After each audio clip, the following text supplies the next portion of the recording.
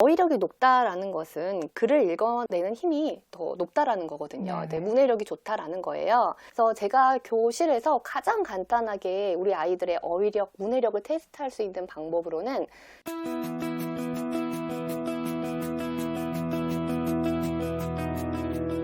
안녕하세요. 교집합 스튜디오 주단쌤입니다. 오늘 스튜디오에는요, 14년차 초등교사이자 초등교육 멘토이신 랑랑쌤 이서윤 선생님을 모셨습니다. 안녕하세요, 선생님. 네, 안녕하세요. 네, 반갑습니다. 제가 단도직입적으로 질문 한번 드려볼게요. 요즘 아이들 한자 공부에 학부모님들도 정말 관심이 많으셔가지고 한자 공부를 많이 시키고는 계시잖아요. 그런데 시간이 조금 지나다 보면은 흐지부지 안 하고 있거나 하더라도 금방 잊어버리고 뭐 이렇게 되는 경우들이 굉장히 많아서 선생님이 보시기에 이건 정말 한자 공부 이렇게 하면 정말 소용없는데, 쓸모없는데 뭐 이런 생각하시는 경우들이 왕왕 있으실 것 같다는 생각이 들어요.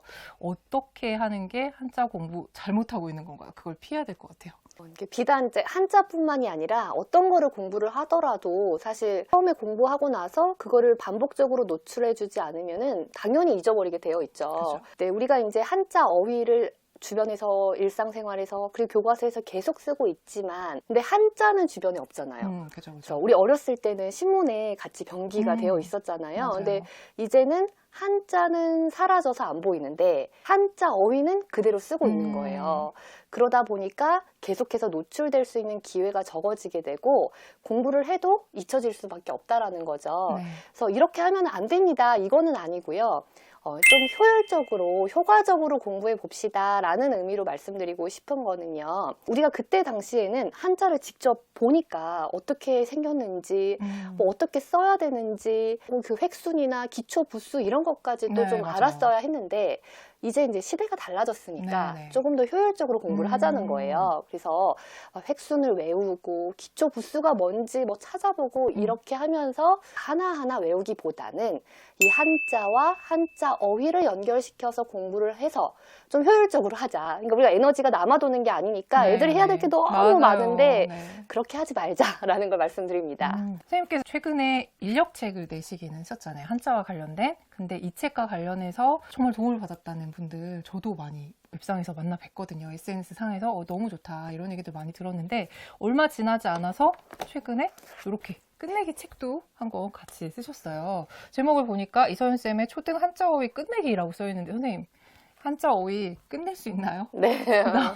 네, 어떻게 하면 어느 정도 시간 투자하면 끝낼 수 있나요? 네, 이제 끝낸다라고 하면은 몇 자를 해야 되나요? 혹은 어느 정도의 시간을 투자해야 되나요? 이렇게 이제 바꿔서 생각을 해볼 수가 있잖아요.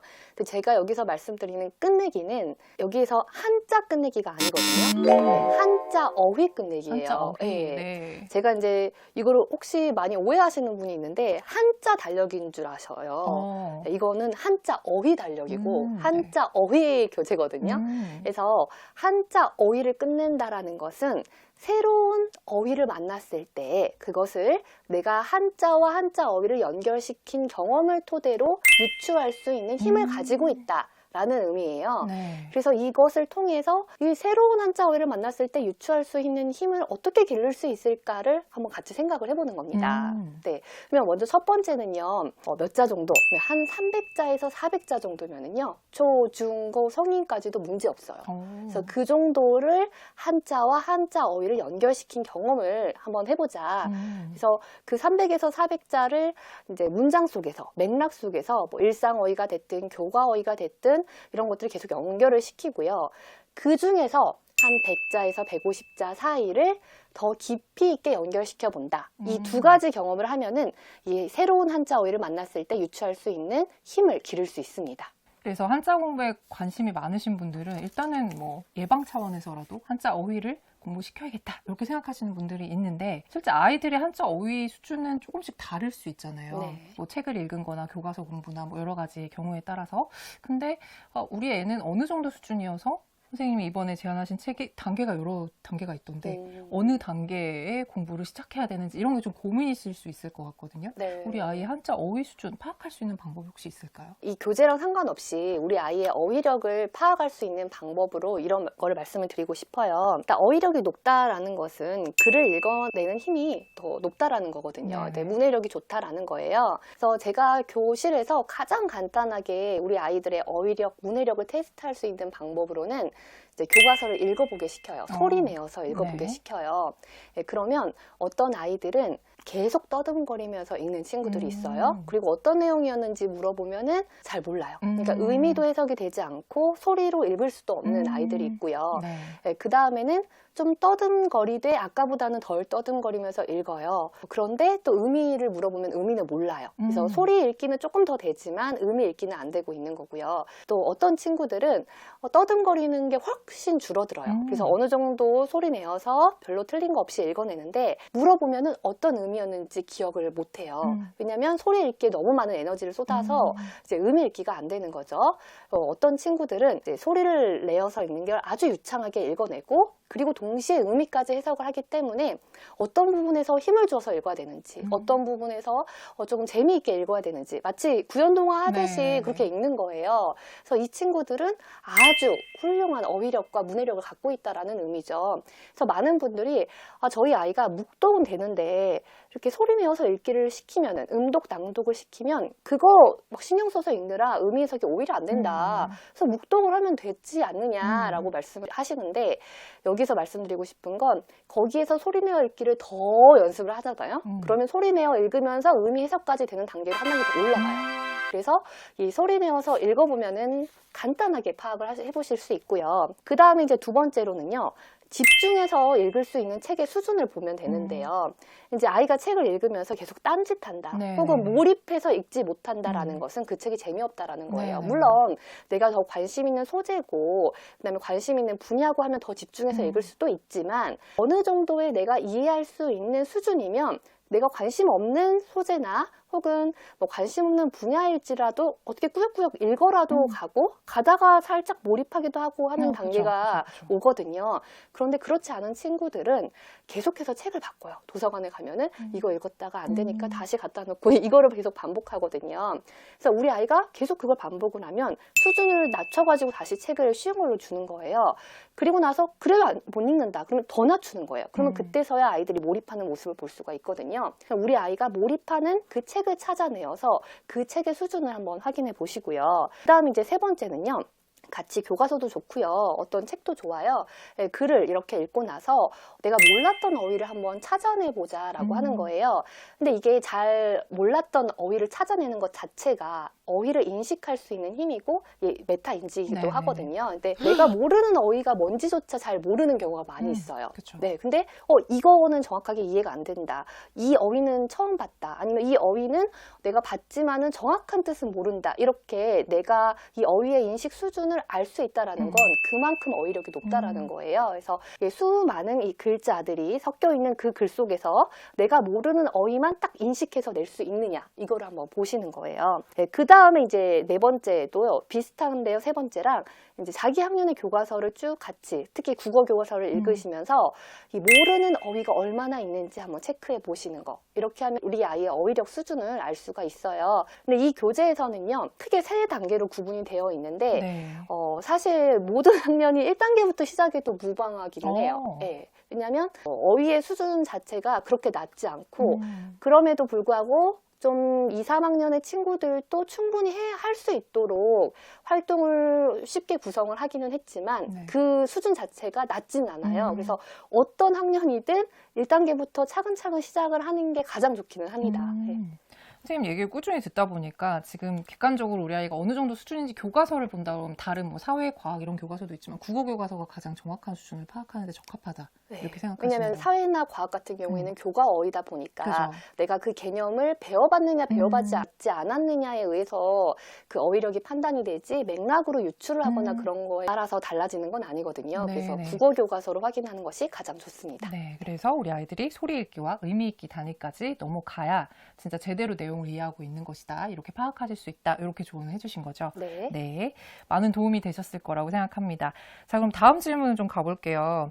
방금 강조해주신 이런 어휘 수준, 어휘력, 나아가서 문해력을 높이기 위해서 초등학부모님들이 이것만은 꼭 아이들이랑 해줬으면 좋겠다. 교사 입장에서 집에서 이런 걸 좀 도와주세요 라고 말씀하시고 싶은 것들이 좀 있으실 것 같거든요. 한번 소개해 주실까요? 사실 너무 많이 알고 계실 거예요. 첫 번째는 당연히 대화예요. 대화, 네. 그쵸. 근데 우리가 회화를 하고 있는 경우가 많이 있어요. 양치했어? 오늘 할 일 해야지. 막 이렇게 하다가 어느새 자는 시간이 되어버려서 진짜로 의미 있는 대화를 하기가 쉽지가 않고요. 그 다음에 이제 대화가 되려면 많은 분들이 우리 애는 먼저 말을 안 한다.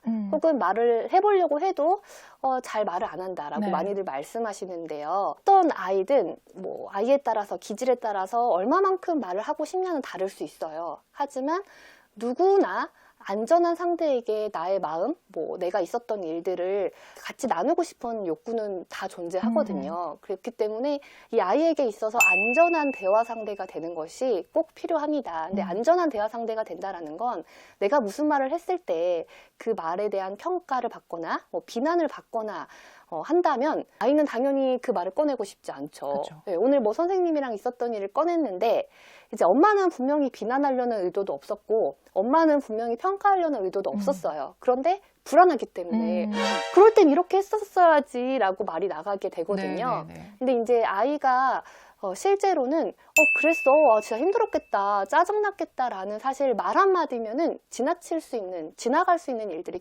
정말 많아요. 그래서 그거를 선생님한테 뭐 따져주세요, 아니면 우리 친구한테 따져주세요, 이런 의미가 아닐 경우가 훨씬 더 많거든요. 네. 근데 이제 엄마 아빠 입장에서는 너무 사랑한 나머지 그거를 뭔가 문제를 해결해야 되겠다, 혹은 어떻게 고쳐줘야 되겠다, 내가 방법을 알려줘야 되겠다, 네네네. 그리고 또 이제 의미 있는 교훈을 줘야 된다라는 그런 강박관념도 어른이면은 선생님인 저도 그렇고 이제 엄마인 저도 갖고 있어요. 근데 아이가 무슨 말을 했을 때 꼭 의미 있고 교훈적이어야만 되는 건 아니거든요. 그렇죠. 네, 그래서 비난이나 평가나 꼭 해결이 있는 것만이 대화가 아니라 그냥 이제 시시콜콜한 이야기들을 나눌 수 있는 수용과 공감이 있는 그런 안전한 대화 상대가 되었으면 좋겠고요. 그 다음에 두 번째는 이제 독서죠, 독서. 독서. 근데 이 독서에서 약간 어휘에 초점을 맞추는 독서가 무엇이냐 생각을 해보면 책을 읽어주실 수도 있고요. 또 아니면 혼자 읽어보라고 할 수도 있어요. 근데 읽어주시다가 뭐 모르는 단어가 나올 수 있죠. 네. 그리고 아이가 모를 것 같은 단어가 나올 수도 있어요. 근데 아이가 먼저 질문을 할 수도 있어요. 엄마, 부싯돌이 뭐야? 라고 물어봤을 때 그게 뭘까? 라고 한 번만 질문을 던져주시는 거예요. 그러면 아이가 뭐지? 하고 유추해 볼 수가 있잖아요. 네. 그러니까 뭐 거창한 게 아니라 그게 뭘까? 라는 질문을 하나 해주시고, 그 다음에 이제 두 번째는 예를 들면 마녀가 재촉하자 병사는 이상한 생각이 들었어요, 뭐 이런 문구가 있었어요. 네. 그럼 여기에서 재촉이라는 단어가 뭘까라는 생각을 아이는 대충 맥락상 하고 있지만 그거를 모르고 넘어갈 수도 있어요. 그쵸. 네, 그러면 그거를 돋보기로 비춰주는 거예요. 이제 비유상 돋보기로 말씀드리는 네네네네. 건데요. 이제 재촉이라는 게 뭘까라고 물어보는 거예요. 그러면 뭐지? 근데 그 대답을 하기가 좀 어려워요. 그러면 어떻게 바꿀 수 있을까라고 물어보는 거예요. 다른 단어로. 그렇죠. 네. 대체하기의 질문이에요. 그래서 아까는 유추하기의 질문이었다면 이번 대체하기의 질문이에요. 어떻게 바꿀 수 있을까라고 질문을 하면은 빨리 하라고? 라고 말을 하는 거죠. 그러면서 엄마가 빨리 하라고를 넣어서 한번 다시 읽어볼게 라고 하는 거예요. 마녀가 빨리 하라고 하자 병사는 이상한 생각이 들었어요. 괜찮아? 말이 돼? 이렇게 말을 하는 거죠. 엄마가 보니까 또 그것도 되는데 서두르라고 이런 말도 괜찮을 것 같은데 어떻게 생각해? 그랬더니 괜찮아. 그러면 마녀가 서두르라고 하자 병사는 이상한 생각이 들었어요. 이렇게 계속 바꿔보는 거예요. 그리고 나서 적용하기. 그러면 재촉하다를 넣어서 한번 만들어 볼까? 이렇게 생각을 할 수가 있겠죠. 그래서 유추해보고 대체해보고 그것을 적용해보고. 근데 이거를 이제 책에 있는 모든 어휘로 할 수는 없어요. 그쵸. 하지만 그냥 한 개, 두 개만 돋보기로 비춰가지고 해보면은 그걸로도 엄청난 어휘 활동이라는 것입니다. 그 다음에 이제 세 번째는요, 제가 계속 강조드리는 한자 어휘예요. 그러니까 어휘력을 높일 수 있는 방법을 질문을 하시잖아요. 그러면 가장 짧은 시간에 가장 효율적으로 높일 수 있는 방법은 무조건 한자 어휘 공부예요. 제가 말씀을 드려요. 그러니까 이 교재를 출간하기 전에 아주 오래 전부터 한자 어휘 공부하세요 라고 말씀을 드리거든요. 그러면 모르는 어휘를 만났을 때 이 한 글자 한 글자의 의미가 담겨 있다라는 사실만 알아도 훨씬 더 쉽게 유추할 수 있다라는 그런 말이에요. 네. 그래서 이제 일상생활에서도 엄마 저 사람 외국인인가 봐 라고 말을 했어요. 그러면 그 외는 무슨 외일까? 라고 말을 하는 거예요. 그러면 바깥 외야. 바깥 외가 들어가는 게 뭐가 있을까? 하면 왜?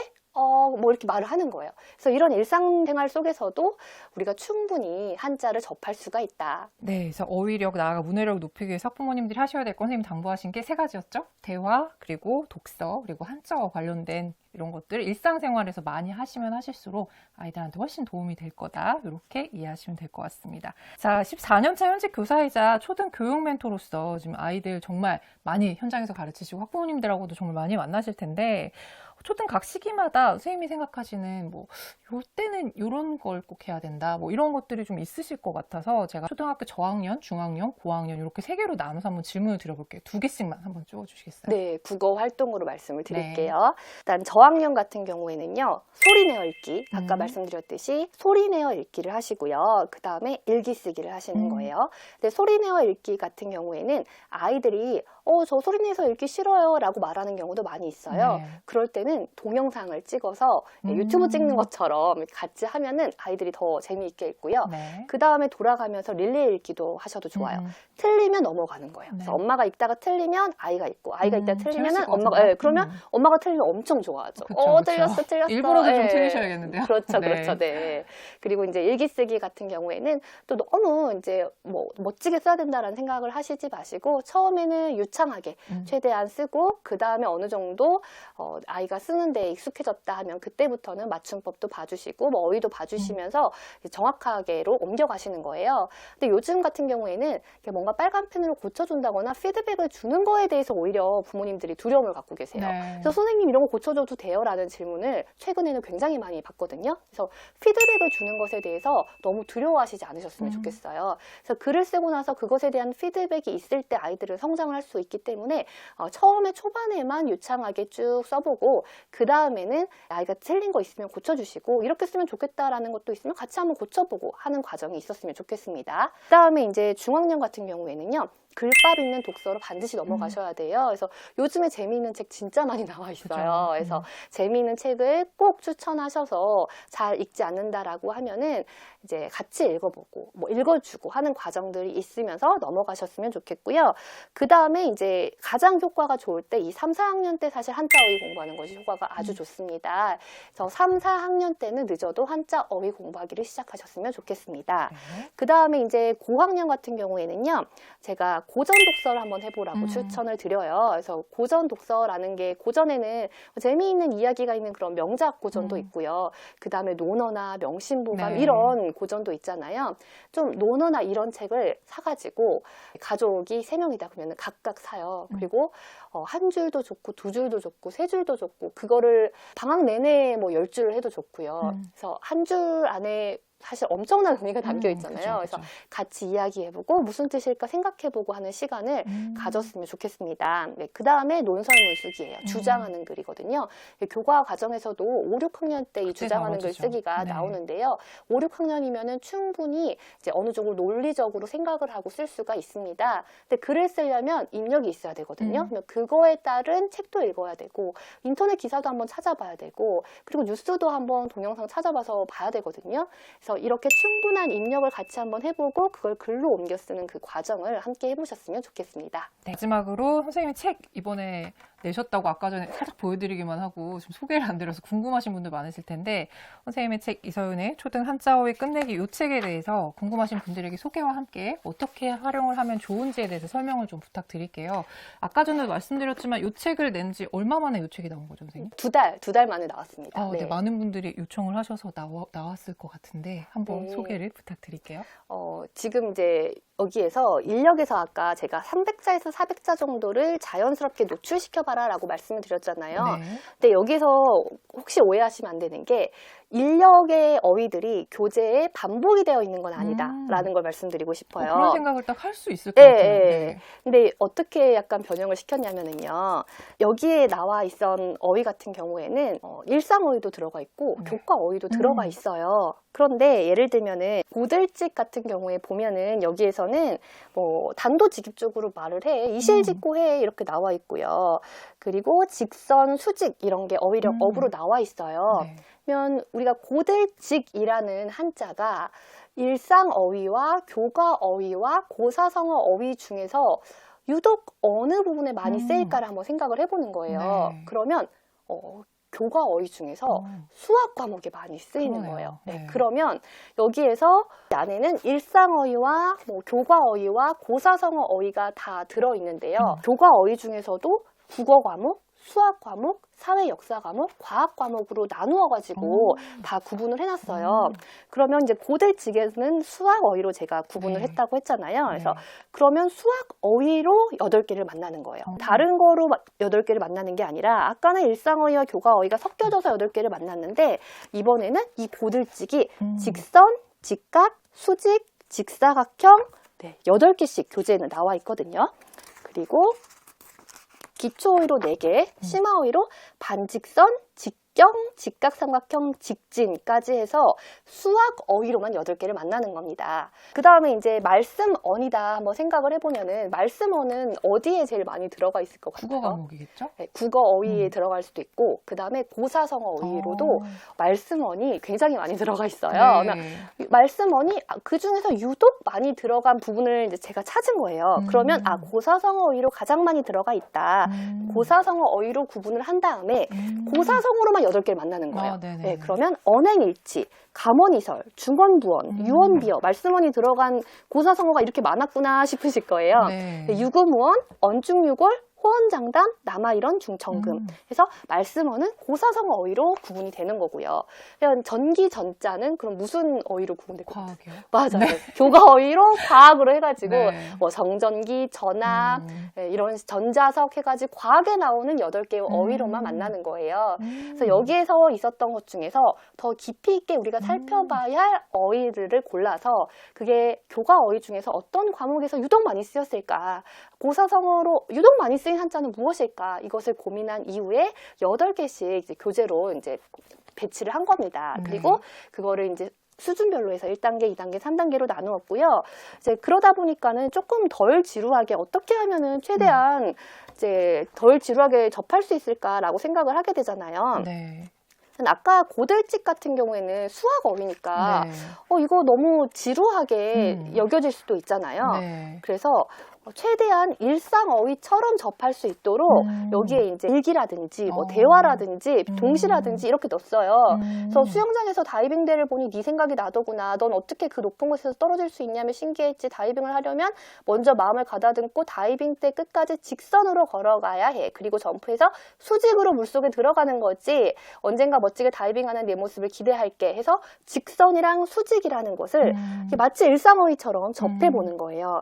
그리고 나서 이제 여기저기에서 문제를 다양하게 재미있게 찾아보면서 네. 접할 수 있도록 만들었습니다. 네, 여기 보니까는 따라 쓰는 것도 나와 있는데요, 선생님. 맞아요. 따라 이제 쓰는 것도 중요할까요? 그러니까 제가 이 따라쓰기를 별로 중요하지 않아요. 계속 말씀드리잖아요. 네네네. 근데 이 인력이 나오고 나서 계속해서 많은 분들이 이거 획순이 여기 있었으면 좋겠다라고 말씀을 해주셨어요. 그러니까 중요하진 않아도 자꾸 눈에 익게 한번 보면은 좀 낫잖아요. 근데 그게 엄마 마음이잖아요. 부모님들은 또, 예, 예. 예. 그래서 교재 같은 경우에는 이렇게 한번 그래도 써보면 기억이 남잖아요. 그래서 획순에 맞춰서 4번 정도 쓰도록 만들어놨습니다. 네, 그러면 지금 1차가 쭉 나와 있는데 하루에 몇 글자를 배우게 구성되나요? 하루에 딱 한 글자만 배워요. 하루에 그래서 한 글자. 이 한 권에 30자를 배우는 거예요. 그러면 네. 이걸 끝내는데 30일 네, 걸리는 그렇죠. 건가요? 네. 이번 방학 때 아이들이 한번 도전을 해보면 좋을 것 같다는 생각이 듭니다. 네, 여기까지 들으시고 이 교재에 대해서 관심 많이 가지실 것 같은데요. 저희가 교재 나눔 이벤트 진행하고 있습니다. 1권부터 시작하면 누구한테나 좋을 것 같다고 아까 말씀을 하셔서 저희가 1권을 10분께 선물을 드릴 거예요. 그래서 오늘 영상에 대한 소감이나 이 책에 대한 기대 소감 댓글로 남겨주시면 10분 뽑아서 선물 보내드리도록 하겠습니다. 저희 채널에서 자주 뵈니까 너무 좋아요, 선생님. 네, 저도요. 네, 선생님이 책을 자주 내셔서 저희 채널에 앞으로도 많이 나와주시길 기대하겠습니다. 오늘도 좋은 말씀 나눠주셔서 감사합니다. 수고하셨습니다. 네, 감사합니다.